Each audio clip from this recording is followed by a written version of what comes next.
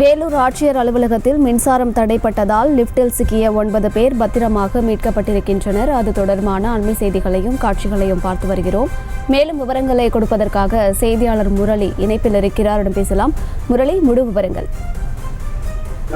அமரோத், இந்த வேலூர் மாவட்ட ஆட்சியர் அலுவலகத்துல அந்த மின் கட்டுப்பாட்டு அறை இருக்கிறது. அந்த மின் கட்டுப்பாட்டு அறையில் அந்த மின் தடை ஏற்பட்டதால் அதை சரி செய்யும் பணியின் போது திடீரென்று இந்த மின் வெடிப்பு ஏற்பட்டது. அந்த மின் வெடிப்பு ஏற்பட்டதன் காரணமாக இந்த சந்தோஷ் என்ற எலக்ட்ரிஷியன் சாக்கடித்து அவருக்கு லேசான காயங்களுடன் மருத்துவமனையில் அனுமதிப்பட்டிருக்கிறார். இந்த மின்வெட்டால் திடீரென்று இந்த மாவட்ட ஆட்சியர் அலுவலகம் முழுவதுமே மின் தடை ஏற்பட்டது. இந்த மின் தடையால் ஆட்சியர் அலுவலகத்தில் இருக்கக்கூடிய ஊழியர்களும் அதாவது பொதுமக்களும் அந்த லிப்டில் 2 லிப்ட் இருக்கிறது. அந்த 2 லிப்டிலும் மேல் நோக்கி 5வது மாடிக்கு சென்று கொண்டிருந்த போது அந்த லிப்ட் பாதியிலே நின்றது.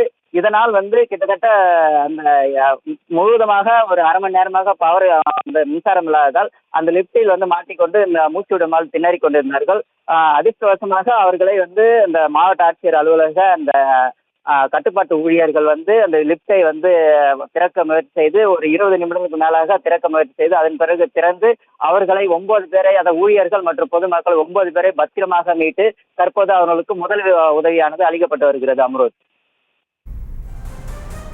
விவரங்களை வழங்கியமைக்கு நன்றி முரளி. செய்திகளை உடனுக்குடனும் துல்லியமாகவும் தெரிந்து கொள்ள சப்ஸ்கிரைப் பண்ணுங்க.